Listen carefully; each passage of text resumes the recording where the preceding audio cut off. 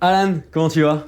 Ça va la forme, Pleine retour forme? de maladie, non, là, ça y est, je suis de retour. T'as eu quoi, 3 jours de 3 jours compliqués, ouais. Notamment, là on est jeudi, je crois que ça a été compliqué lundi, dimanche. lundi, dimanche? Ouais, compliqué, ouais. Et là, t'es à Là, fond la forme. là tout est bon, le HRV était bon ce matin, donc voilà. Tu nous as prévu d'ailleurs une espèce de séance pour tout à l'heure, je Bah, crois. t'es venu sur un hard day, donc t'es venu pour ça. À quelle sauce je vais te manger, c'est Ouais, ça?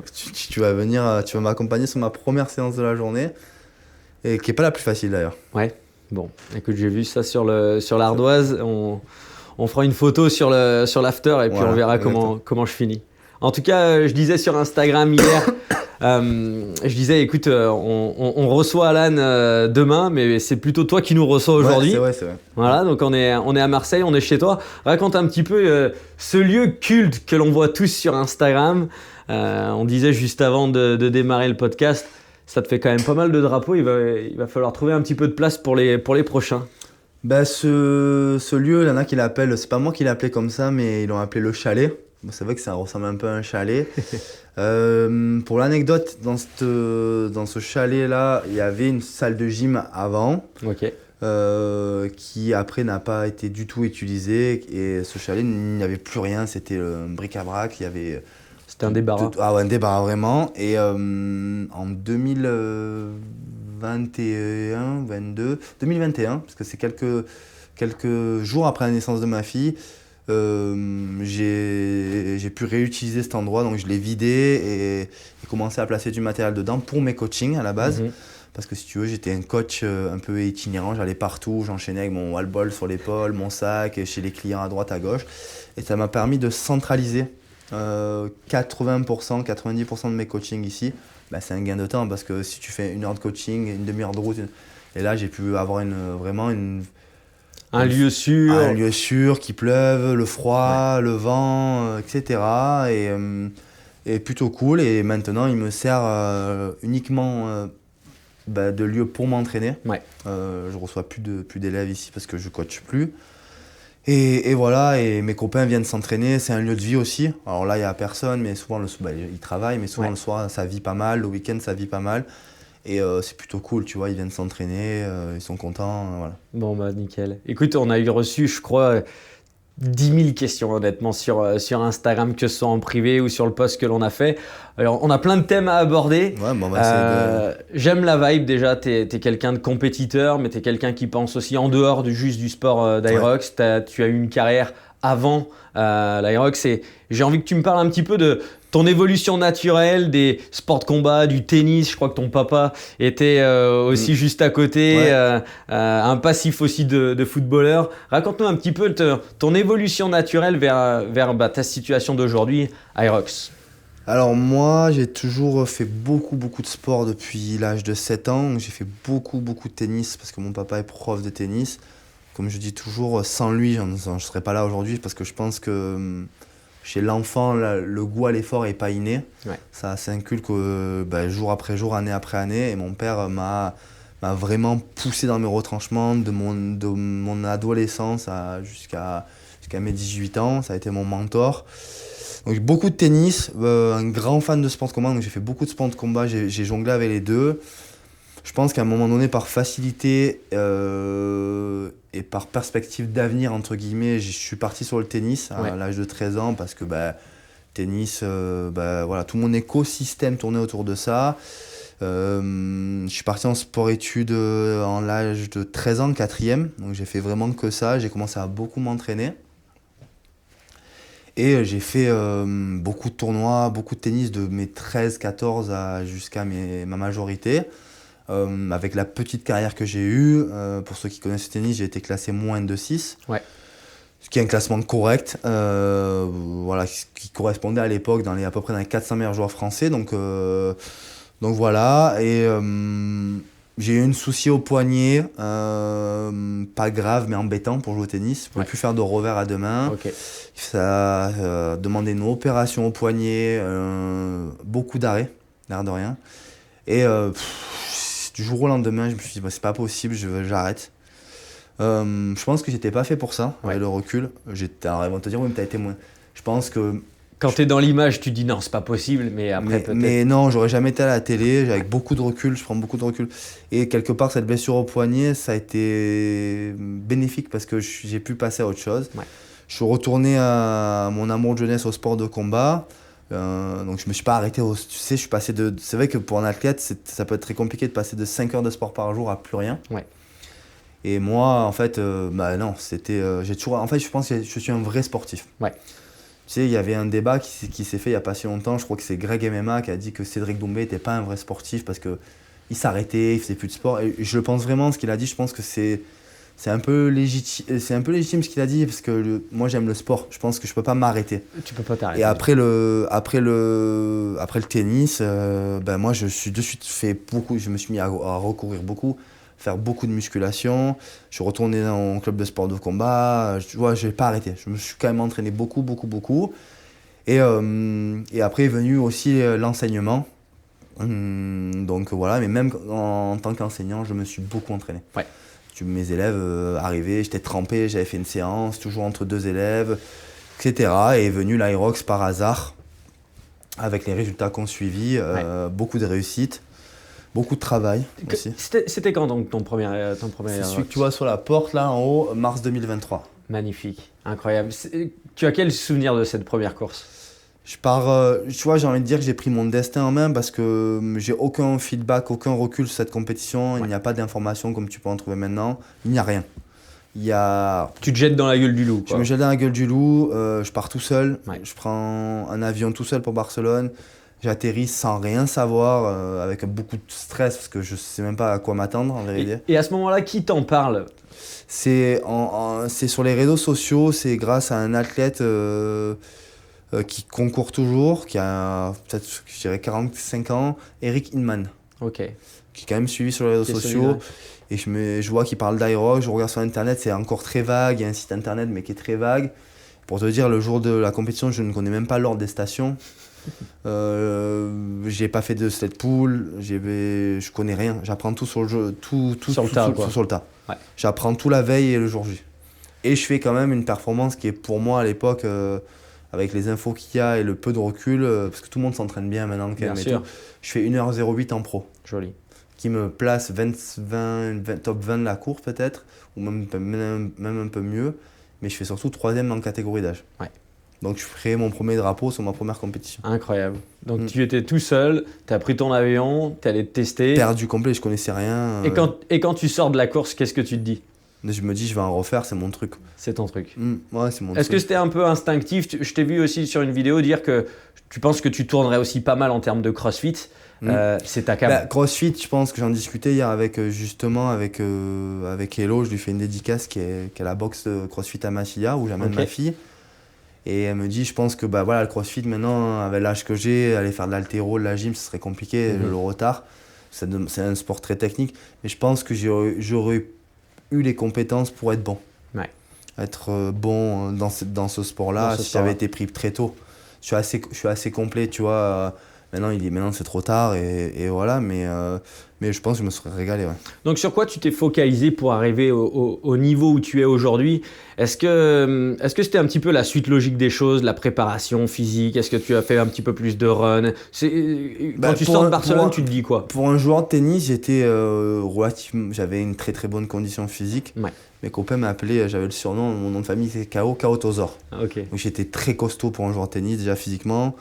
Je courais bien, mais rien. En fait, si tu veux, ma première séance de seuil en course à pied, elle remonte à octobre 2023. Waouh. Quelques mois avant ma première victoire à Paris, à la Rox de Paris à Versailles, overall. Et je ne savais pas ce que c'était le seuil. Tu sais, quand tu joues au tennis, tu fais des 400 mètres, du 30-30. Et quand tu fais des combats, c'est pareil. Tu fais pas de seuil, à la rigueur, tu fais de la sobaille, mais tu vois, tu fais de l'intervalle au sac, mais tu vas pas faire un 3 x 10 minutes. Et finalement, tu vois que je suis que très récent, ça va faire 3 ans de course à pied. 3 ans de course à pied. Incroyable, 3 ans de course à pied. Ouais. Donc c'était là où tu avais peut-être un peu, pas du retard, mais du moins ce sur quoi tu t'entraînais un petit peu. Aucun passif. Aucun passif. J'ai aucun passif en aérobie. Oui, tu fais du tennis, tu passes du temps, tu enchaînes les matchs. Ouais. Mais j'ai pas un passé de coureur, non. Et donc, comment ça s'est passé? Parce que tu étais quand même, mine de rien, bien occupé. Tu avais tes coachings, tu avais ta vie perso aussi à côté. Comment ta vie, elle a vraiment changé sur les 2-3 dernières années? Ouais, ma vie a commencé à changer, si tu veux. Déjà, j'ai professionnalisé le sport à partir d'octobre-novembre 2023, avant ma victoire à Paris. J'ai commencé à faire la démarche de m'entraîner que pour Aerox déjà. Ok. J'avais fait une démarche de prendre un entraîneur, Jonathan Wynne. Donc j'ai commencé à me professionnaliser et j'ai fait une année complète d'entraînement où j'ai jonglé entre vie d'athlète presque professionnel et coach. Ouais. C'était très très compliqué. J'avais un rythme, les gens ne peuvent pas s'imaginer dans quel état j'ai été championnat du monde parce que j'avais un travail, il fallait subvenir aux besoins de ma famille. Mon ex-femme était, je crois cette année-là, elle était interne. Elle ne travaillait pas, donc le salaire d'un interne, elle n'était même pas encore... Ouais, c'est ça, elle était en 6e. Je sais même pas si elle était elle refaisait une 6e année de médecine. Ouais. Donc le salaire, il n'y a pas de salaire. Donc les revenus, c'était les miens, si tu veux. Donc c'était important de travailler. J'avais aucun sponsor. Donc je m'entraînais 2 fois par jour. Je m'entraînais quand j'avais un moment, soit à 5h du matin, soit entre midi et 2, je ne mangeais pas. Donc la course, c'était vraiment épuisant. Et j'ai été champion du monde en juin 2024. Donc tout a été très rapide. Ouais. Mais tout a été très rapide, mais les premiers sponsors m'ont fait rapidement confiance. NutriPure m'a fait confiance après ma victoire à Paris. Ok. La marque TSE aussi m'a suivi. Je suis un des premiers athlètes, je pense qu'ils ont suivi. 2024, boum, champion du monde, contrat avec Puma. Tout est allé très vite. Tout est allé très vite. Et ma vie, si tu veux, a changé après. C'est-à-dire que j'ai commencé les followers, les marques, etc. Et j'ai eu de plus en plus de mal à travailler, si tu veux. J'étais sollicité, je voulais m'entraîner de manière plus professionnelle encore. Ouais. Et j'ai commencé à diminuer un tout petit peu les coachings. J'ai diminué pour complètement arrêter en janvier 2025. C'était trop compliqué. C'était trop compliqué. Ça devenait trop compliqué. Moi, je me sentais beaucoup moins performant dans mes coachings aussi. Parce que j'avais la tête ailleurs, parce que des fois, tu sais, je me disais, mais qu'est-ce que je fais là? Tu vois, et tu as une personnalité où tu es à fond. Soit tu le fais bien. Exactement. Et voilà, j'ai commencé à diminuer. Alors, c'était très dur parce que quand tu coaches, tu crées une relation humaine avec des gens bien sûr. Que tu as depuis des années. J'avais des clientes que j'avais le samedi depuis des années. C'était mes premières qui m'ont fait confiance. J'ai arrêté, ça a été très compliqué pour elles. Et encore, je les ai gardées le plus tard possible. Mais tu sais, après, ça devenait trop compliqué. Je les avais le jeudi soir à 19h, je finissais à 20h. Ma vie, elle n'était plus là. Ma vie, elle était avec ma famille à 19-20h. Et voilà, et j'ai un cadre de vie à l'heure actuelle, comme je dis à ma fille, j'essaie de lui expliquer, elle est trop jeune. Je lui dis, mais pas tous les papas du monde peuvent être à 8h20 et 16h20 devant l'école, t'amener, te récupérer, avoir une journée comme hier, un full mercredi tous les deux. Ouais. C'est quand même une chance incroyable. Rare, tu vois. Bien sûr. Mais cette qualité de vie, pour l'avoir, j'ai trimé. Ouais, j'imagine. Mais c'est toujours été très important pour moi, la qualité de vie. Est-ce que tu as des images un peu du Alan qui avait le wall ball ou qui partait J'ai toujours été bosseur parce que tu réussis pas dans le coaching. Parce que moi, j'estime dans mon coaching avoir réussi. Ouais. Parce que j'avais développé ma clientèle. J'avais du lundi au samedi, je donnais 8-9 heures de cours individuels. Je travaillais pas dans une salle. C'est du sérieux. Donc je travaillais très bien. De partout. J'ai jamais refusé, je refusais pas. Je travaillais partout. 6h du matin, j'allais chez un client dans le froid. Je coachais à la plage à 6h. Je repartais dans un autre secteur, à droite, à gauche, toujours à l'heure. Là. Donc tu vois, je refusais pas. Mais voilà, ça a été une étape de ma vie qui t'a forgé et qui t'a permis Et aussi, tu t'imagines quand tu travailles aussi intensément, tu arrives à te connaître encore plus. Et puis derrière, quand tu viens dans un sport, le travail ne m'a jamais fait peur. Exact. Ne m'avait jamais fait peur. Je pense que ça, j'ai vu mon père trimer des heures. Et voilà, et je pense qu'on passe tous par là. Et comme on en parlait en off tout à l'heure de Oli Marchand, lui, il a, pareil, toute son économie qu'il avait, il a investi dans une salle du rugby. Et il a investi tout l'argent de quand il était joueur, je crois qu'il a joué jusqu'en Ligue 2 quasiment. C'est ça. Et il a tout mis dans cette salle et il a travaillé comme un fou sur les coachings, il a développé et maintenant il a la vie qu'il a, il a la vie qu'il mérite. Exactement. On va revenir sur Oli tout à l'heure. Si on revient sur le titre de champion du monde en Nice, est-ce que c'est l'un de tes meilleurs souvenirs? Mais il y a tellement eu de bons souvenirs maintenant depuis qu'on a été créés. Ouais. La course à Phoenix, l'endroit est incroyable, les courses élites, c'est incroyable. Même la course à Nice, là, il y a quelques semaines, c'est fou. Ouais. Mais oui, ça peut pas être. En fait, c'est mon meilleur souvenir parce que sans ça, il y a pas le reste. Il n'y a pas le reste. Ouais. C'est le début de quelque chose de C'est le grand. début de quelque chose. Je pense que c'est autour de ce moment-là que j'ai commencé à te suivre d'ailleurs sur Instagram, et je sais que l'année dernière on s'était eu en FaceTime au téléphone, on avait un petit peu discuté. Pour toi, est-ce que tes meilleurs jours arrivent ou sont derrière toi? Non, je pense que j'ai encore de belles années devant moi. Comme je te disais, est-ce que je vais faire de l'Aerox encore très très longtemps? Je pense pas. Alors les gens ils vont dire mais c'est pas. Non, j'ai 32, je vais sur mes 33. Alors pas parce que physiquement je vais décliner, mais parce que il se peut que je fasse quelque chose d'autre aussi. J'ai plein de challenges. Et un qui m'inspire beaucoup sur ça, je trouve, dans l'entrepreneuriat, dans la performance, c'est Willy. Ouais. Je trouve que ce qu'il a fait au CrossFit, il a su s'arrêter à temps. Il performe à Aerox et je pense que Willy fera autre chose. Je pense qu'il va faire un marathon, un Ironman. Et moi, il m'inspire beaucoup. Ouais, parce que c'est un athlète et un entrepreneur à succès, Willy. Tu sais, quand on parle de profil complet, c'est comme ça que, en tout cas, de mon côté aussi, je vis ma vie. Je veux avoir de la réussite sur tous les domaines de ma life. Sur ma vie personnelle, en famille, que ce soit dans la vie sociale, que ce soit dans mes voyages, dans mon bien-être mental, dans le sport, la performance, dans le business. Et puis dans le fait aussi et surtout aujourd'hui, tu es à un niveau où tu es capable et tu vas être capable de toucher plein de différents domaines. Mais de base, tu dois être performant sur un domaine. Exactement. Et ça, c'est ce que tu as aujourd'hui. J'étais avec Quentin, donc Garel, ton duo la semaine dernière du côté de Mougins, chez nous. Et Quentin, il me disait, j'avais quand même le stress avant de prendre la course avec Alan. Comment vous l'avez vécu cette course? Et c'est marrant parce que Quentin me dit, écoute, je savais que Alan, voilà, il était suivi, il était regardé, etc. Mais là, j'ai vraiment vu quelqu'un que les gens adoraient, quoi. Et le public à Nice était absolument fantastique. Incroyable. On oublie ce que ça fait de courir en France, l'amour des gens. Ouais. J'essaie de passer toujours du temps. Jamais je refuserai une photo. Jamais.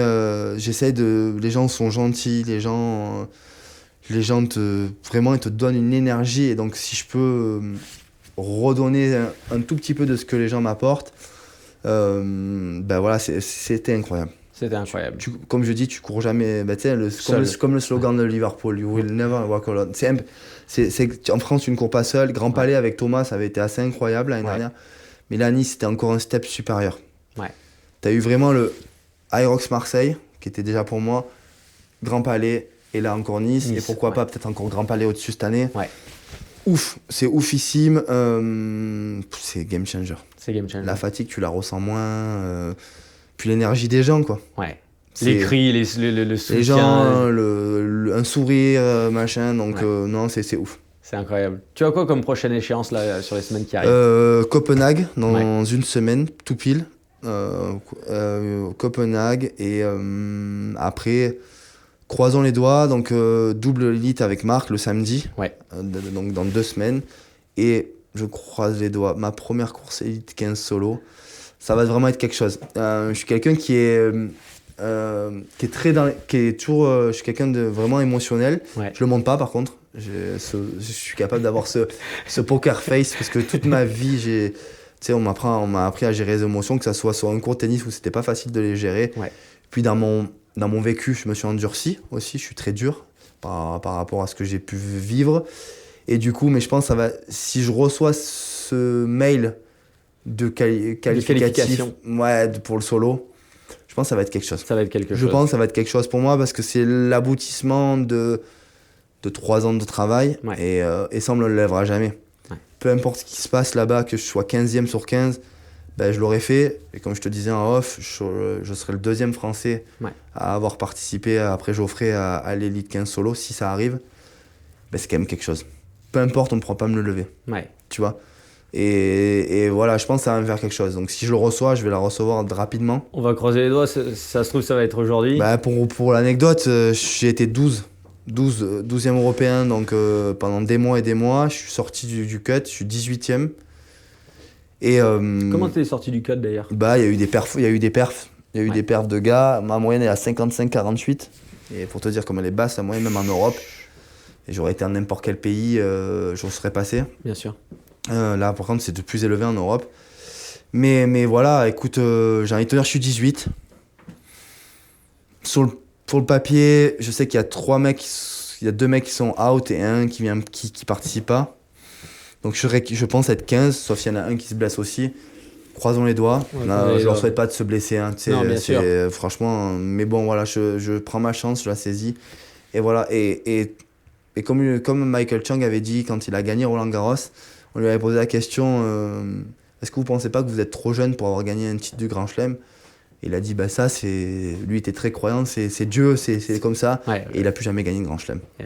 incroyable. Et tu vois, je pense que bah voilà, rien n'arrive par hasard. Ouais. Et si cette qualif je l'ai, bah voilà, c'est fait. Et peut-être, qui sait, que j'aurai plus jamais la chance de de ma vie de faire un solo Ouais. en Elite 15. La question, elle a été posée d'ailleurs sur Instagram. Est-ce que tu te verrais champion du monde solo Elite 15?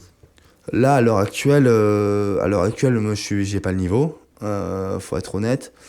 Je sais ce qui me manque. Je sais que je vais beaucoup progresser. Ouais. Parce que j'ai de la marge encore. Ouais. Est-ce que je vais l'être? Ça va être très compliqué, il faut être lucide, tu vois. Mais est-ce que surtout je vais aller au bout de ce processus-là? C'est pas sûr aussi. Mhm. Peut-être que je vais basculer sur autre chose à un moment donné. Mais j'estime que ce que j'ai fait déjà, même si ça devait s'arrêter là, C'est fantastique. C'est fantastique. Bien sûr. C'est fantastique. Je suis passé 2 fois sous les 56 minutes. Je suis le premier Français à être passé sous les 56 minutes. Je suis toujours actuellement, même si pour moi ça m'importe peu, mais Oui, parce que oui, vu oui. que maintenant c'est des chiffres, je suis quand même toujours premier Français. Et voilà, j'ai été champion du monde en 2024. Tu vois, et j'ai participé à des courses en double, élite. J'ai kiffé quoi. Bien Tu sûr. vois, gratitude. Gratitude. Je me suis retrouvé à Phoenix, je me suis dit, bah, je suis là, quoi. Tu t'imagines, Je suis ouais. Stadium, 10 ans en arrière, je me voyais sur un grand court de tennis jouer, bah, c'est pas arrivé. Et Ouais. puis je fais autre chose, et c'est assez ouf, tu vois. Donc ça doit s'arrêter là, bah, tu vois, je dis, c'est dans les mains de Dieu, tu vois, c'est fait. Bien sûr. C'est fait pour moi, j'ai fait du mieux possible, et je kiffe, tu Et vois, tu j'ai de la kiffes. chance, je me Bien lève le sûr. matin. C'est ce que j'allais te poser comme question. Le Alan qui se lève le matin, qu'est-ce qu'il a en tête? Ben, tu vois, je rencontre des personnes comme toi, je suis pas dans un bureau, je viens, je voyage, je rencontre, je fais des podcasts, Ouais. je m'entraîne, je peux m'occuper de ma fille, je peux l'amener à l'école tous les matins, la récupérer à 16h20. Hier, tu vois, je suis seul avec elle mercredi après-midi, je l'amène, on va faire son crossfit, je l'amène au parc, on va voir les chevaux, tu vois, c'est ouf. Ouais. J'ai du temps avec elle, elle prend le goûter, j'ai du temps de qualité Mhm. que je ne pourrais pas avoir en temps normal en tant que coach. Bien sûr. Comme j'aurais dû avoir, tu vois, j'aurais travaillé. Elle serait dans un centre aéré, elle serait comme la majorité des enfants et c'est pas de leur faute, tu Bien vois. sûr. Et je me dis, bah, la gratitude. Tous Ouais. les jours, je me dis, bah ouais. Euh. Et quand j'ai été malade, là, Ouais. pendant 4 jours, où je pouvais pas m'entraîner comme je voulais, je me dis, mais quand t'es bien, quand t'es en forme et que tu te plains, c'est dur et tout, je dis, mais tais-toi. Ouais. T'es bien en fait physiquement, c'est Ouais. dur, mais t'es bien. Là, tu peux même pas. Lundi, je ne pouvais même pas courir 5 km. J'ai pas réussi à enchaîner 5 km d'affilée. Ouais. C'est que t'étais dans le mal, quoi. J'étais dans le mal. Donc voilà, beaucoup de gratitude pour ce qui Incroyable. m'arrive dans ma vie. Et voilà. Par contre, j'aurais pas peur si un jour ça bascule de l'autre côté et que j'ai plus cette vie-là, bah, retourner travailler normalement. Bien sûr. Et donc, tout à l'heure, on parlait de partenaires, de sponsors. La professionnalisation, mine de rien, pour toi, elle s'est passée extrêmement vite. Ouais. Pour qui tu es reconnaissant aujourd'hui? Pour quelle marque? Pour quel sponsor? Bah, déjà, NutriPure, c'est les premiers. Ils m'ont fait confiance. J'étais rien et personne. Bien sûr. J'avais juste gagné Paris en 2023, la première course en France. Ils m'ont fait confiance. Gaëtan m'a appelé peut-être 3 jours après ma victoire à Paris. Et ils ont fait un pari. Il a été très bon. C'était un pari, bien sûr. Ils ont fait un pari gagnant parce que voilà, c'est 3 ans de contrat, 3 ans de partenariat qui a fonctionné super bien. Je crois que voilà, c'est un énorme contrat que j'ai avec eux. Ils traitent leurs athlètes, franchement, c'est assez ouf comme ils les traitent, c'est incroyable. Donc voilà, c'est les premiers à m'avoir fait confiance. Et après, s'il y a quelqu'un que je dois beaucoup, c'est à Clément Hubert. Clément. Alors, toujours, je lui dis, mais j'ai dit, parce que moi, ça s'est joué à 8 secondes ou 9 secondes, j'ai dit, est-ce que je le branche? Il répond jamais à cette question, mais si j'avais terminé deuxième, est-ce que tu m'aurais pris? Il répond pas, et je pense que si j'avais été deuxième, l'histoire aurait été différente. Mais au-delà de ça, avec Clément, c'est la relation humaine que j'ai pu créer avec lui. C'est pas qu'un simple brand manager avec son athlète, c'est une vraie relation. Ouais. On s'écrit, on s'appelle, il connaît ma fille, il connaît ma vie privée. Quand on se voit à Paris, quand on se voit à Nice, on va bruncher ensemble, on va au resto. On a cette relation qu'il a aussi avec Quentin Mévena, ou moi, Quentin Mévena, au-delà d'être mes athlètes, bon, actuellement Mévena non, mais c'est quand même, ce sont mes amis. Ouais. On a créé une relation tous les trois. Des fois, Mévena elle rigole, elle dit on est un trouble, mais ce sont mes vrais amis, tu vois, et on se retrouve avec Clément, super, tu vois, c'est super. Ouais, je vous ai vu après Nice justement manger ensemble On le était soir. au resto ensemble, on s'apprécie vraiment et voilà. Et la marque, pour moi, avec Clément, la marque Puma sans Clément, c'est pas la même marque. Non, et pour Mévena et Quentin, ça serait la même chose. Ouais. Ça serait très compliqué pour nous qu'il soit plus là. Qu'il soit plus là. Non, moi, tu vois, chaque fois que je te demande un truc, il me rend service. Clément, j'ai pas de chaussures. Clément, mais on se rend même pas compte. Ouais. Ce qu'il fait là, tu vois, à Copenhague, il s'est cassé la tête, il m'a trouvé un ticket, j'en trouvais pas. Ouais. C'est ouf. Ouais, ouf, il fait un boulot monstre. Je l'avais en message justement, il me disait pas mal le podcast. Je lui dis écoute. Il est smart en plus. Ouais. Je lui dis écoute, on pourra se capter à Paris, donc normalement on se verra aussi à Grand Palais. Et, c'est un vrai passionné en plus. Ouais, c'est un passionné, ouais. Et puis il a un niveau aussi quand même. Très très bon. Ouais. Je dis, il me dit, oui, je m'entraîne monsieur. Il s'entraîne vraiment, c'est un vrai athlète. Ouais. Et donc, parle-nous un petit peu d'entraînement. Je sais qu'on a beaucoup de questions qui reviennent souvent. Pour toi, quelle est une séance que tu ne peux pas négliger dans ta semaine? Vraiment. Tu vois, alors, si tu veux, j'ai tout essayé. Okay. Je pense que je suis un des athlètes qui a tout essayé. En termes d'entraînement, j'ai eu Jonathan Wynn, comme je te disais en off, pendant vraiment quasiment 2 ans en coach. Il a une méthode de travail bien particulière sur laquelle, avec le retour d'expertise, il m'a amené jusqu'au titre de champion du monde, il m'a amené au niveau que j'ai eu, je lui dois énormément. Mais c'est une méthode de travail sur laquelle je n'irai plus, qui est beaucoup trop dur et qui, je pense, qui n'est pas nécessaire. Ok. Lui, il est beaucoup de compromise running, énormément, mais énormément. C'est quasiment 3 séances par semaine et c'est beaucoup trop. Ouais. T'es fatigué quoi à la fin. T'es fatigué, ça brise et je pense que c'est pas nécessaire. Là, actuellement, ma façon de m'entraîner, elle est complètement différente. J'ai remanié à chaque fois. Là, j'ai orienté mon entraînement d'abord sur la priorité, c'est les moments où j'avais... Si tu veux, le plus important, c'est comme ils disent les Anglais, c'est vraiment l'adhérence à ce que tu as, vraiment la consistency, tu vois. Et moi, j'ai ma fille du lundi au jeudi. Donc, lundi, mardi, école. Mercredi, c'est la journée enfant. Si je dois passer du temps de qualité, c'est ce jour-là. Ouais. Et si tu veux, mes hard days étaient lundi, comme je te expliqué, lundi, mercredi, vendredi, c'était pas possible d'avoir un hard day sur ces jours-là où je l'avais. Du coup, j'ai tout remanié. T'as remanié, oui. Lundi easy, mardi hard, mercredi easy, jeudi hard, vendredi off ou easy et samedi hard et easy dimanche. Donc voilà. Et non mais en fait si tu veux, ce que j'ai changé c'est que sur mes easy days je fais une séance de musculation. Ok. J'ai 3 séances de musculation, j'ai rajouté une, mais parce que j'ai des objectifs sur lesquels on pourra parler en off. Ouais. Ou en off même après hein, mais on pourra en parler si c'est. Et j'ai du volume aérobie sur ces jours-là, donc en gros ça prend pas mal de temps, il y a 1h, 1h15 de muscu et quasiment 2 heures d'aérobie. Ok. Donc ça fait 3 heures d'entraînement. 3 heures d'entraînement. Tu prends quoi comme pause entre? Ça va dépendre. Souvent je fais muscu en premier parce que je vais être frais sur les barres, parce que là j'ai quand même des objectifs en force un peu précis. Et derrière aérobie, j'enchaîne. Je fais vélo run souvent. Vélo run, ouais. Donc c'est quasiment 2 heures d'affilée. Les jours hard, c'est double seuil tout le temps. Et, mardi, c'était seuil à pied avec un peu de station. À la fin, seuil sur les ergos. Même chose mercredi, muscu avec des focus particuliers là, du coup. Ok. Aérobie. Jeudi, comme on va faire aujourd'hui, ça va être une séance un peu mixte là, mais pas vraiment aérox, mais on va toucher run, ergo, mélangé. Ce soir, c'est séance à pied, course à pied, où je vais faire du lactate shuttle, où je vais balancer un K-run vite, un K-run assez élevé quand même. Ouais. Demain, ça sera off, où je vais aller nager un peu, possiblement nager. Je vais essayer de rajouter de la natation. Samedi, dernière séance de muscu et séance hard, vraiment compromise running, et dimanche, long run. Ok. Et donc là, tu as Copenhague qui arrive. Est-ce que ta semaine avant un race day, est-ce que tu la remanies? Non, là, tu gardes quelque chose. Là, je vais garder du volume. Tu gardes du volume. Je vais faire, je pense que je vais faire mardi hard. Ouais. Et possiblement, la veille de Copenhague, mon activation classique un peu dure, où j'ai tendance à faire soit je fais des 1000 et des 500, ou soit un 4x4 minutes. Ok. Avec un tout petit peu de station. Et donc dans tes différents programmes comme tu le fais aujourd'hui, tu as combien d'athlètes à peu près? Alors maintenant, je garde quasiment que des athlètes un peu élites. Ok.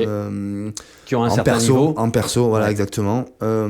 J'ai sur mes progs générales, donc c'est différent, mais sur mes progs, j'ai un groupe un peu élite où j'ai une quinzaine d'athlètes qui sont, on va dire, entre 1 heure en pro, 57 Quentin qui est en pro, qui est le meilleur, Ouais. et jusqu'à 1h07 en pro. Et 1h07, ok. C'est ta fourchette, quoi. Voilà, c'est des mecs qui font 1h07 en pro, qui font du 1h en open, tu vois, 1h01, tu vois, 1h02 en open. Solide. Voilà. Solide. Où est-ce que tu prends le plus de plaisir encore, peut-être dans ton accompagnement avec les athlètes? Est-ce que c'est le moment où tu les vois performer, progresser? Est-ce que c'est des fois sur des appels? Tu vois, c'est parce que tu peux être un bon athlète, mais pas un bon entraîneur. Et ça fait 2 ans que j'ai Quentin, quasiment, et l'amener voir sa première course solo et voir qu'il fait 57 minutes, je me dis, en fait, je me débrouille bien parce que je l'amène à ce niveau-là. Ouais. Il faut l'amener. Bien sûr. Il faut l'amener et Quentin te le dira lui-même, c'est pas le plus doué. Alors, pour moi, il est doué, mais Quentin, c'est un gros bosseur. Ouais, c'est un bosseur. C'est un gros bosseur et tout, et je suis content, tu vois. Je me dis, je les amène au titre de champion du monde. Bien sûr qu'ils sont doués et ensemble, ils sont forts ensemble. Et Quentin et Vena, mais je me dis, je les amène là. Quentin fait sa première course solo, il fait 57. Là, j'ai un prochain objectif avec un copain, c'est un challenge qui bloque à 1 heure depuis un moment en pro, Jérôme Arnaud, qui est de vers chez toi. Ouais. Et là, je m'en occupe depuis 2 semaines. Et mon objectif, c'est d'être capable de me dire, en 6-8 semaines, j'amène Jérôme à quelque chose qu'il n'a jamais fait. Ouais. Et c'est presque tout aussi gratifiant que moi faire une performance. Ouais. Parce que je me dis, c'est que ma méthode marche, tu vois. Bien sûr. Et donc, qu'est-ce que tu répondrais aux personnes qui découvrent un petit peu Aerox? Est-ce que Aerox, pour moi, c'est addictif, mais dans le bon sens? Mais est-ce que pour toi, c'est addictif? Est-ce que c'est quelque chose... est-ce que c'est une tendance? Est-ce que c'est quelque chose qui va durer? Est-ce qu'il va y avoir des évolutions? C'est beaucoup de questions en une, mais comment tu perçois la chose aujourd'hui? Je pense que ça va être une tendance sur le long terme quand même. Ouais. Comme tout finit par s'épuiser souvent. Tous les sports arrive à un moment... Le tennis, ça marche beaucoup moins. Tu vois, il y a le paddle, pickleball, ça diminue. Le crossfit a eu son up et a son down, mais ça fonctionne toujours, mais pas aussi bien. Aerox est en pleine ascension pour encore quelques années, j'imagine. Est-ce que j'ai l'intime conviction qu'Aerox va devenir un sport olympique? En tout cas, c'est en bonne voie. Ouais. Je pense que pour 2032, c'est en bonne voie. C'est incroyable quand même. C'est pas parce que ça va être un sport olympique que ça va être toujours en pleine expansion non plus. Bien sûr. Mais c'est bien parce que ça va professionnaliser les choses, même si Aerox, pour être moi de l'intérieur au plus haut niveau, c'est très pro. Ouais. J'ai eu déjà cette année des contrôles antidopage à Paris, il y a eu à Hambourg, il y a eu à Phoenix. Donc c'est de plus en plus professionnel. Intéressant. Et non, je pense qu'ils ont des belles années encore. Aerox a vraiment des belles années. Et qu'est-ce que tu verrais comme éventuelle évolution? C'est l'une des questions aussi qui nous est beaucoup posée. Est-ce que tu vois des choses qui vont changer sur une course classique? Est-ce que tu vois souvent... Je pense qu'il va falloir... peut-être séparer, tu sais, avec la fast lane par exemple, des fois... je pense qu'il va falloir trouver des solutions, il va falloir normaliser les choses. Ouais. Peut-être normaliser les sleds. Ouais. Mettre des indices, tu sais, des capteurs sur les sleds à chaque fois pour voir si ça glisse de la même façon. Ouais. Je sais que les machines en élite sont sont nettoyées avant. D'ailleurs, tu vois comme elles glissent, c'est ouf. Hein. Ah ouais, Ouais. jour et nuit. Ouais, il regarde et tout. Il faut pas qu'il démarre. Bien sûr. Donc, je pense qu'Aerox fait de mieux. De toute façon, c'est de mieux en mieux. C'est de mieux en mieux. C'est de mieux en mieux. Ouais. Donc, voilà. Après, ils vont avoir des concurrents. Ils en ont. Mais après, tu sais, il y a des concurrents. Et c'est comme à l'époque, tu sais, il y a YouTube, Dailymotion, il en reste un. Il en reste un, bien sûr. Ouais. Mais voilà, il y en a d'autres qui arrivent. Il y a les ATHX Games Ouais. qui arrivent dans toutes les villes, quasiment dans toutes les capitales. Tu vois, là, et pas que les capitales d'ailleurs, il y a Marseille qui arrive en septembre, Barcelone juste avant, Paris en même temps qu'au Grand Palais. Ouais. Je pense que c'est fait exprès, à Oui. Porte de la Villette. Il y a déjà 2 événements en France, dans les 2 plus grandes villes de France. Et tu t'imagines, donc, quand j'ai vu vraiment le CrossFit aussi arriver et vraiment se développer comme jamais, aujourd'hui on peut parler du fitness racing, c'est ce que l'on fait. Pour moi, c'est pas uniquement une tendance, c'est vraiment quelque chose où tout le monde y prend goût, que ce soit de par le visuel que tu as sur Instagram, mais qui plus est, quand tu as du run, quand tu as tes stations, quand on ne parle pas juste d'haltérophilie, parce que quand je me lançais dans mon activité de coaching, c'est vrai que le CrossFit, c'était souvent vu comme « attention, c'est traumatisant, il faut avoir un certain niveau, etc. » Aujourd'hui, Aerox, entre guillemets, tout le monde peut mais parce y venir. Que le CrossFit, ce sont presque des blessures, entre guillemets, un peu visibles. Tu vois des problèmes aux épaules, des gens qui se font très mal, et tu vois des gens qui sautent sur des box, qui se fracassent le tibia, des trucs comme ça. Mais l'Aerox fait mal. L'Aerox blesse beaucoup plus de gens que ce qu'on pense. Ouais. Il y a beaucoup de volume à pied, les gens se font des syndromes rotuliens, des tendinites à gogo, des périostites, beaucoup. Donc Aerox, en fait, c'est un peu comme tu vas voir, tu sais, la boxe où tu vas voir la boxe, tu vois des coups, donc tu vois des ouvertures, etc. Le MMA, pareil, tu vois les petits gants, ils ouvrent, alors parce que c'est des petits gants, donc tu vois des gars beaucoup saigner, etc. Les coudées, tout ça, les ouvertures. Mais au final, tu prends des coups, mais il y a des phases de lutte ou des phases où tu accroches, donc tu prends moins de coups au cerveau que par exemple en boxe anglaise où ce sont des traumatismes que tu ne vois, des séquelles que tu ne vois pas à long terme, si tu veux. C'est comme la lutte. La lutte, bon, les mecs, mais c'est hyper violent. Les tendons morphent énormément. Donc, l'Aerox, faut pas croire, l'Aerox blesse. L'Aerox blesse beaucoup, mais il y a une accessibilité. Il y a une accessibilité. Mais les gens confondent toujours accessibilité et facilité. L'Aerox n'est pas facile, mais cet exemple-là que quelqu'un m'avait donné est très juste. C'est un peu comme, l'Aerox, c'est comme un peu Mario Kart, si tu veux. Tout le monde peut y jouer, mais pour être bon, il faut y passer des heures. Ouais. Donc, c'est un peu ça. Exact. Si on prend les quelques questions de... Hop. Je vais prendre mon téléphone. Les quelques questions qu'on a eues sur Instagram, et après j'aimerais qu'on switch aussi notre conversation vers le business et le milieu entrepreneurial. Mais avant ça, j'ai trouvé que certaines questions étaient sympas. À quoi tu penses quand la course elle devient inconfortable ? Les gens ils vont dire que je suis fou, mais souvent quand c'est dur, je pense à ma fille. Ouais. Et je me dis, j'ai pas le droit de lâcher. Par exemple, quand j'ai les KB, je me dis si je lâche, c'est comme si je la tenais au bord d'un précipice, que si je la lâche, elle meurt, elle tombe. Donc je m'interdis de lâcher. Ouais. Et wall ball, pareil. Et en fait, ce que je me dis, c'est que je suis là pour ça. T'es là pour ça. Ouais, tu t'es mis dedans. Je suis là pour ça, quoi. Ouais. Je fais tellement d'efforts d'entraînement, c'est normal, et c'est normal de souffrir, quoi. Bien sûr. Je normalise un peu le truc. Ok.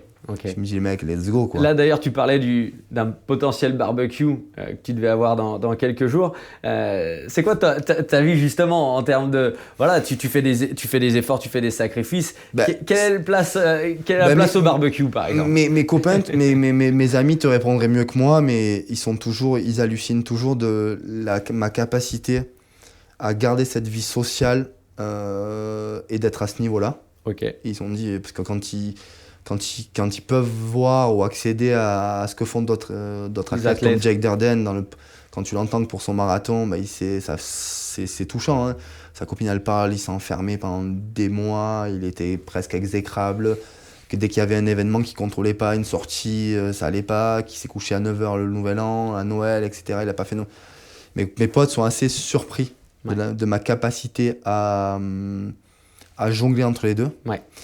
Je pense que c'est un juste équilibre à trouver que j'ai pas toujours réussi à trouver aussi. Et je pense que c'est avec l'expérience et surtout j'en ai besoin. T'en as besoin, bien sûr. J'aime les gens, j'aime être avec mes potes. C'est moi chez moi, chaque semaine il y a des repas. Ouais.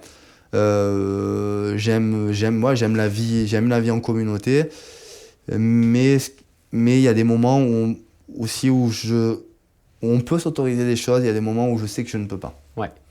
Et là, ce barbecue, bah, là, faut dire ce qui est, je suis en diète. Je mange encore beaucoup, parce que tu vois, je mange encore, je mange 4000 calories, mais je perds du poids. Ouais. Derrière, j'ai mangé 4000 et j'ai perdu quasiment 1 kilo. Mais il y a des moments où l'approche là comme ça, où je fais des sacrifices, je me dis c'est pas un barbecue qui m'a changé ma vie. Ouais. J'ai tout le temps d'en faire. Bien sûr. Je te dis peut-être que je vais y aller, mais c'est vrai que j'ai pas envie d'être le passé pour le gars qui là va amener son super. Je déteste ça. Ouais, je déteste comprends ça. bien. Une autre question qui est plutôt sympa, que je me suis sauvegardée dans mes captures d'écran. Dans tous tes efforts, où est-ce que tu trouves le plus de plaisir ? Le process. Le process. C'est de travailler tellement dur pendant une longue période et de voir la progression, tu vois. C'est un process. C'est chaque année, ce qu'il me disait mon père qui était très très juste, quand à un moment donné, j'avais pas eu tous ces résultats et c'est fou parce que quelques semaines avant qu'il se passe tout ça, cet enchaînement-là, il me dit, mais de toute façon, il me dit, t'as toujours fait comme ça, t'as toujours fonctionné comme ça. Au tennis, c'était pareil. Il me dit, t'as toujours progressé un peu. T'as toujours progressé un peu, mais toujours t'as avancé. Et il me dit ça, et quelques semaines après, ça fait 57 à Dublin, meilleur temps, victoire overall à Madrid, qui est une victoire qui veut dire quelque chose. Ouais. Où il y a beaucoup de gars très très forts. Il y a Botril, il y a Aguayo, tous ces mecs, je les bats. Et derrière, j'enchaîne 55. On enchaîne le 49 avec Marc. J'enchaîne le double mixte, le 51 double mixte, le 55 à Stockholm. Tu vois, j'ai fait cet enchaînement-là. Et mon père a raison, c'est que une carrière, déjà, elle n'est jamais comme ça. Ouais. Elle ne peut pas faire que monter. Il y a des hauts, des bas. Déjà, il faut l'admettre. Si tu fais que des hauts, c'est qu'il y a un problème. C'est-à-dire que peut-être il y a du dopage aussi. Ouais. À un moment donné, tu es obligé de redescendre. Ouais.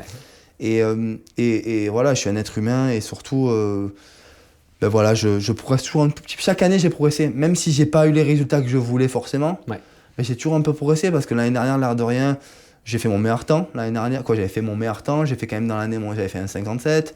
J'ai grignoté un peu. J'ai fait mon meilleur temps en double avec Thomas, etc. Au championnat du monde, j'ai pas eu le résultat à compter, mais j'ai fait vice-champion du monde de double. Cette année, j'ai fait mes 2 meilleurs temps.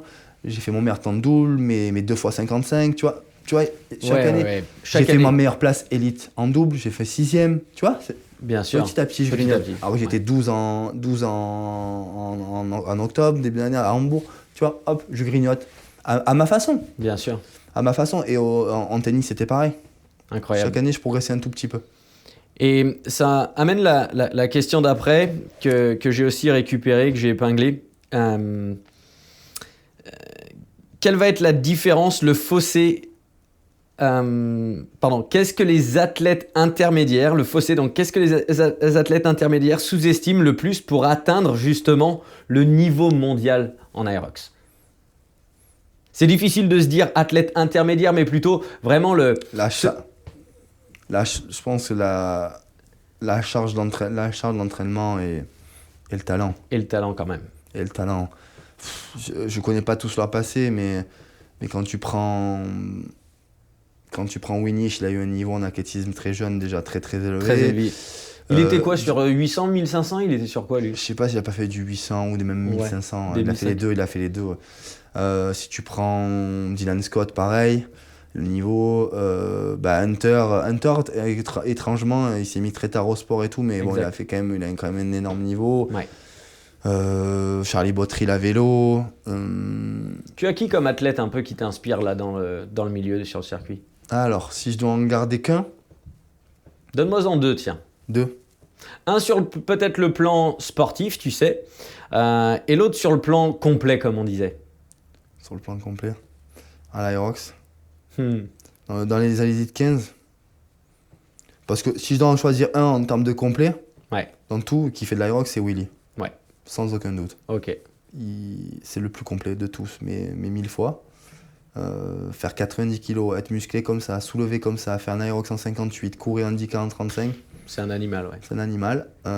Donc pour moi, Willy Georges. En élite 15, celui qui m'inspire le plus, que j'aime. Je pense que actuellement c'est Sean Noble. C'est Sean Noble parce que c'est sa résilience. Parce que moi, je le connais plutôt bien maintenant. Et il a perdu son père, je crois, il y a 2 ans d'un cancer du cerveau. Donc c'est assez récent. Il était très proche de son père. Il est résilient pour tout. Ouais. Premier major à Vegas, il se fait une entorse de la cheville, il peut pas participer. Il peut pas courir pendant des semaines. Il fait que du ski erg assis, etc. Il va faire son major sans courir. Il se qualifie. Il lui lève la qualification. Tu sais, il se jette avec Thomas Sturdewick. Ouais. Il lui lève parce que soi-disant le dernier wall ball, il passe pas. Bon bref, il prend pas sa qualif alors qu'il est qualifié aux élites 15. Il fait champion du monde quand même dans sa catégorie d'âge à Chicago. Cette année, il prend mauvais jugement en début d'année. Il se fait massacrer sur de la course. Il se blesse, il s'arrache le mollet avant Phoenix. Il se fait une déchirure du mollet et il se qualifie à Phoenix. Il vit dans une situation un peu précaire. Il vit avec sa mère. Financièrement, c'est pas facile. Il a tout complètement arrêté. Il est à temps plein athlète. Franchement, résilience. Lui, sur le plan sportif. Et j'ai l'intime conviction qu'il va être champion du monde. Ah ouais. Je peux me tromper, mais si j'avais... il a pas la cote, hein. C'est sûr qu'ils vont te dire Roncevic, machin. Mais moi, je mettrais un billet sur lui. Et qu'est-ce que tu penses d'un Roncevic sur le plan sportif?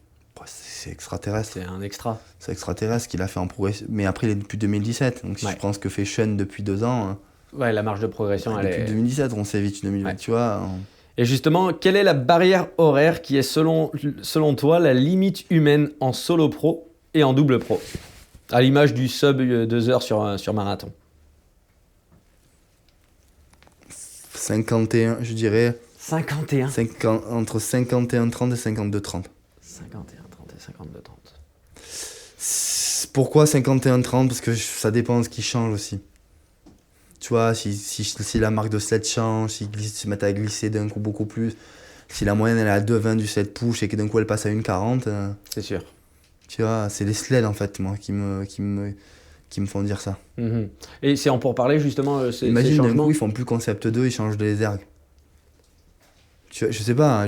Ouais. Donc, mais si tu gardes le même matériel, je dirais encore 52, aux alentours de 52-30 peut-être. 52-30. Donc 45 secondes, on va dire, par rapport à aujourd'hui. Ouais. Tout à l'heure, on parlait donc de Ollie Marchand. Et pour moi, c'est le GOAT dans ce qu'il fait. C'est un gars, bon, je vais être un peu chauvin, mais il vient du milieu du rugby. Donc c'est un mec qui, voilà, il a la tête dure. Il s'est développé dans plein de domaines. De base, le coaching, aujourd'hui, il est répandu dans voilà, et chaque salle de sport, tu as l'impression que tu as Marchand Training qui est présent. Qu'est-ce qui t'inspire d'un mec comme Ollie? Moi, le premier truc qui m'avait inspiré dans sa vie, c'était la gestion familiale. Ouais. Déjà. Il est papa 3 fois. À l'époque, il était papa que 2 fois de 2 garçons. Et c'était la manière de rester avec cette condition physique. Avec sa famille. Ouais. Sa qualité de vie. Ouais. C'était ça. Et ce qui m'inspire, c'est la qualité de vie qu'il arrive à garder. Ouais. La qualité de vie qu'il donne à sa famille, tout en performant dans le business. Ouais. Parce qu'il a des voyages, il est busy. On a tous 24 heures, mais lui, il s'arrête pas. Pour moi, de toute façon, mes trois, ça va être Nick Baer, mais que je suis un peu moins. Mais Nick Baer qui va être le numéro 1 parce qu'au niveau business, ce qu'il fait en chiffre d'affaires et tout, c'est exceptionnel. Ouais. George Hayton, le fondateur de la marque Représente, partir d'il y a 10 ans de rien sans un sou, et d'être capable d'avoir cette marque-là qui commence à être portée dans le monde et entier, qui inspire plein de gens, et cette collection de 247. Ouais. Et d'être lui-même un entrepreneur et un athlète exceptionnel, parce que c'est un athlète exceptionnel, parce qu'il est capable presque de courir un marathon en 3 heures, puis qu'il est in shape, et il est multimillionnaire. Ouais. Et alors ils vont dire c'est pas une fin en soi d'être millionnaire, mais d'être capable d'être parti de rien et d'arriver à ce niveau de vie-là, pour moi, c'est... Que respectable. Moi, quoi. je te le dis direct, je préfère réussir dans le business comme ça qu'être champion du monde d'Aerox. Hein. Je te le dis direct, c'est fou. Et Oli, Oli, il a eu son passé de sportif de haut niveau. Mais c'est c'est comme sûr moi, que je pourrais te dire, j'ai été bon joueur de tennis, oui, tu vois, oui. où j'ai fait ça, un Aerox. Mais voilà, il est sur plein de domaines. Il fait des podcasts. Ouais. Il a des salles de gym qui fonctionnent super bien. Il a un marchand de training, son appli qui est exceptionnel. Moi, je l'ai hein, parce qu'il me l'avait filé à l'époque. Tu suis, ouais. Mais c'est ouf. La qualité de ses programmes sont ouf. Les mecs qu'il a pris avec lui sont ouf. C'est. Il s'est fait en tout cas un écosystème incroyable. Il a une équipe qui est solide. ses vêtements, sa qualité de vie, tu vois. Moi, je le vois, j'ai compris comment il fonctionne. Il dure pendant 6-8 semaines. Et il paraît que sa famille une semaine dure pendant 6-8 semaines et il paraît que sa famille. Exact. Et je pense que c'est le deal qu'il a. Ouais, c'est le deal. Et j'ai envie de te dire, pour avoir essayé différentes choses aussi sur les dernières années, en fait, tu prends beaucoup de plaisir quand tu es dans le process, tu te mets dedans pendant justement ces 6 à 8 semaines.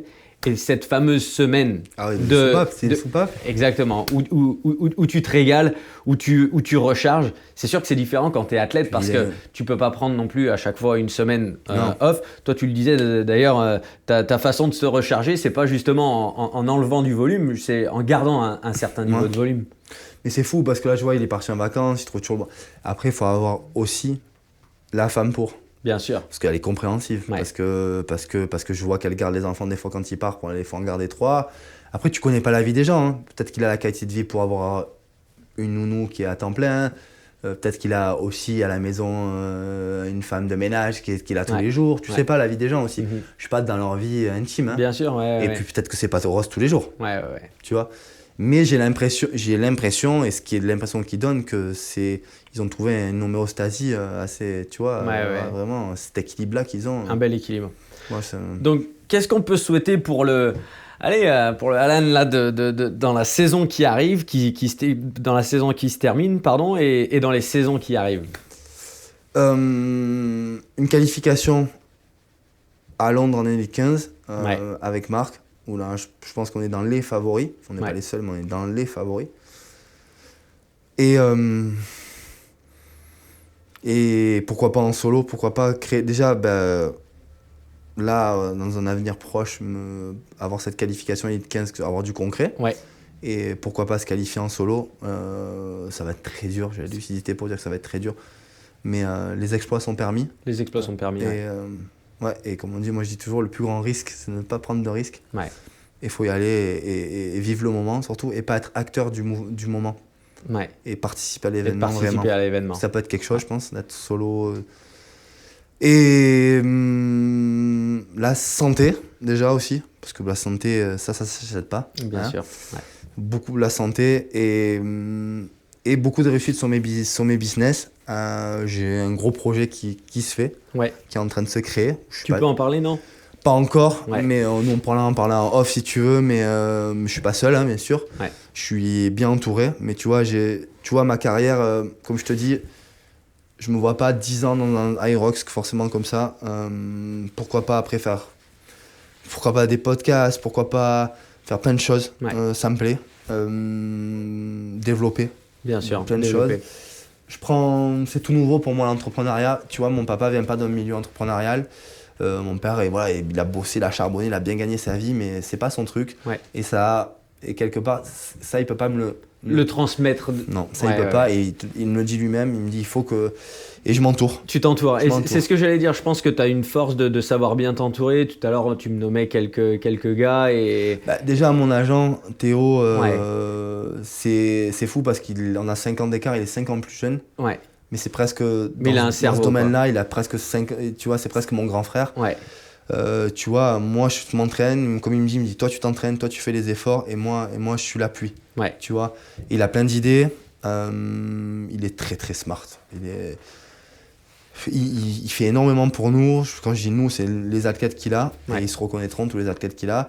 Et tu vois, là, il y a quelques semaines, je suis allé faire tout ce qui est optimisation fiscale aussi, voir ce que je veux faire dans le futur. Bien sûr. Avec un ancien client à moi, tu vois, que j'avais en cours, qui venait 1-2 fois par semaine, Jérôme, dans sa boîte. Pareil, parce que c'est tout nouveau pour moi, parce que Parce que oui, on gagne de l'argent. Moi, je gagne bien ma vie maintenant en tant qu'athlète, mais vous savez, c'est pas. Voilà, les gens, oui, tu gagnes de l'argent, mais tu es là et du coup, ça peut aller très très vite. Bien sûr. Ouais. Et voilà, tous ces investissements et pour que mon activité devienne pérenne, tu vois. Et j'essaye, c'est tout nouveau pour moi. Ce que je trouve incroyable en tout cas, et tu peux te mettre une petite tape dans le dos, même si tu es en cours de plein de choses, mais tu t'es créé un nom de par tes performances, réellement. Tu vois, aujourd'hui, Alan Kao, si tu regardais, je te disais, tu vas sur TikTok, tu tapes hashtag Aerox, eh bien, on tombe sur beaucoup de vidéos de toi. Tu passes bien en podcast parce que tu as la lucidité aussi d'être juste franc et authentique vis-à-vis de ce que tu fais. Tu t'inventes pas une life. Beaucoup de recul. Je prends beaucoup de recul. Tu vois, je sais que je suis chanceux. C'est la vie que j'ai. Tu vois, hier, quand je me pose 10 minutes, je suis avec ma fille et on est là, je l'amène donc à pastrer, elle voit les chevaux, tout ça, elle est contente, elle est heureuse. Je l'ai sur mes épaules et je me dis, mec, t'as de la chance. On s'arrête dans une boulangerie, elle prend son goûter. Je dis, tu vois, il est 4 heures, je suis pas bloqué au bureau. Elle est avec moi, elle est pas au centre aéré. Alors, attention, c'est pas mal, hein, mais en fait, elle est avec moi et je peux passer du temps de qualité avec elle.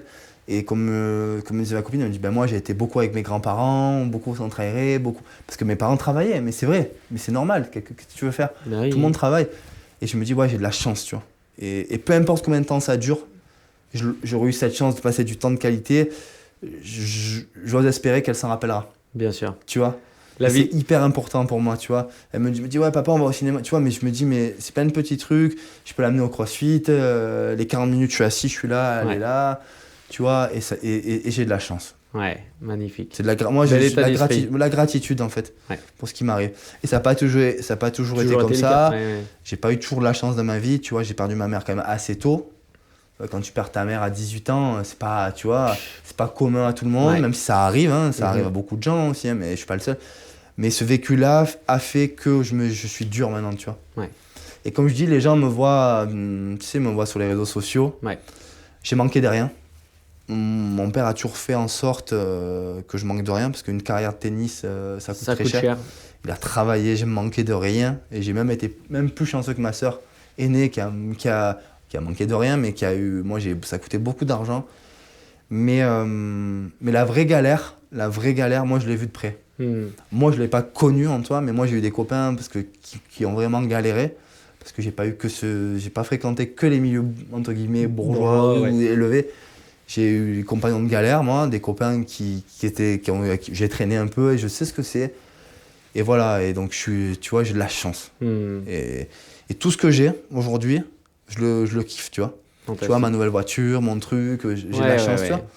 Et tout ce que je fais maintenant, je le fais pour donner la qualité de vie à ma fille.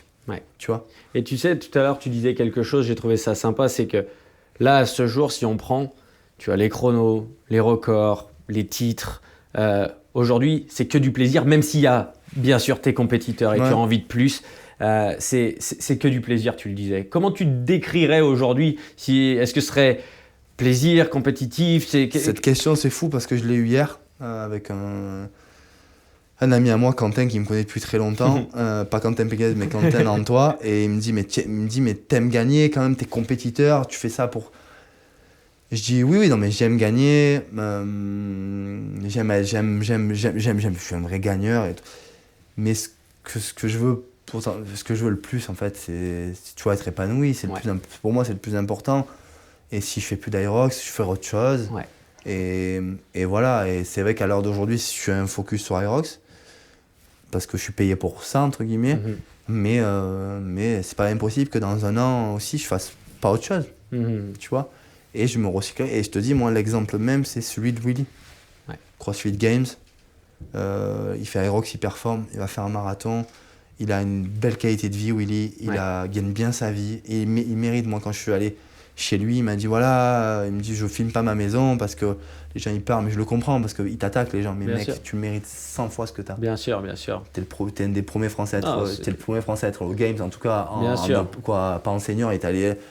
Il s'est qualifié, c'est un athlète hors du commun, il a joué au rugby à haut niveau, il réussit ses programmes, c'est un entrepreneur, tu peux pas lui lever le mec, il bosse quoi. Bien sûr. Tous les matins, il bosse 9h, et c'est un à animal. 9h30 il est là, Tu vois, et voilà, et si on doit prendre je s'estime en France, si on doit prendre un exemple un peu style à la Oli Marchand, c'est oui. Ouais, je suis d'accord.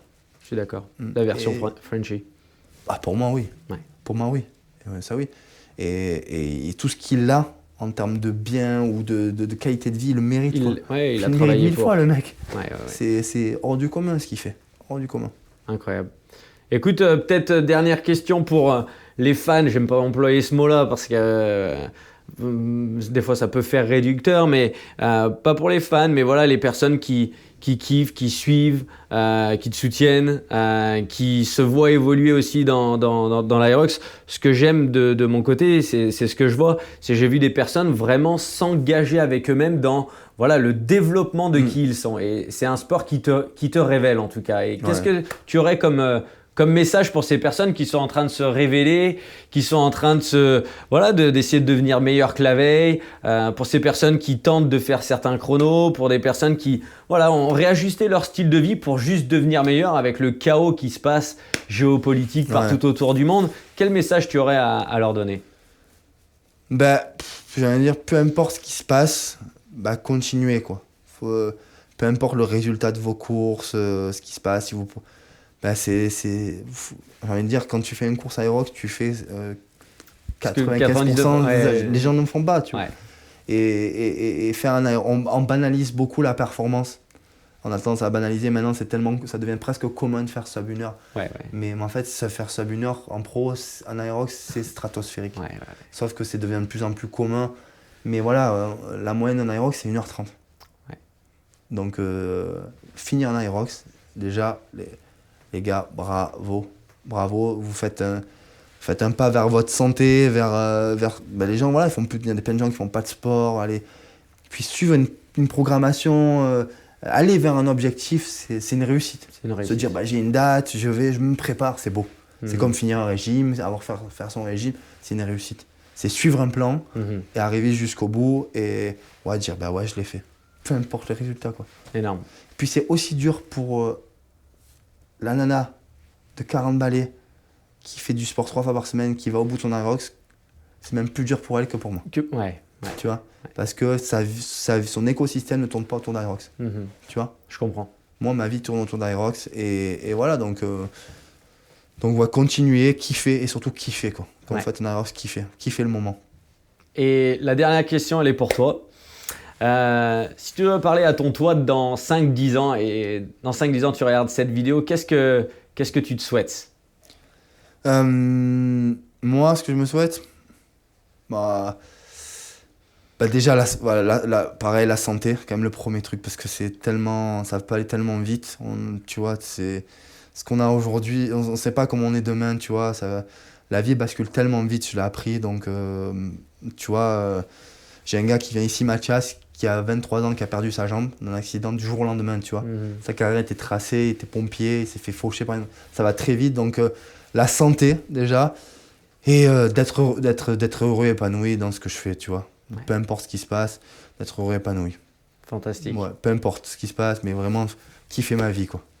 Magnifique. Écoute, on aura l'occasion de se voir d'ici là. Et puis, en tout cas, vraiment félicitations pour ton parcours, pour qui tu es, parce que tu es quelqu'un pour beaucoup de personnes, tu vois. Et donc, merci. On se voit bientôt à Grand Palais. Voilà, et puis voilà, on te souhaite une excellente fin de saison. Et peut-être que la semaine prochaine, ça sera... plein de belles surprises. Voilà, plein de belles surprises. Merci. Bise.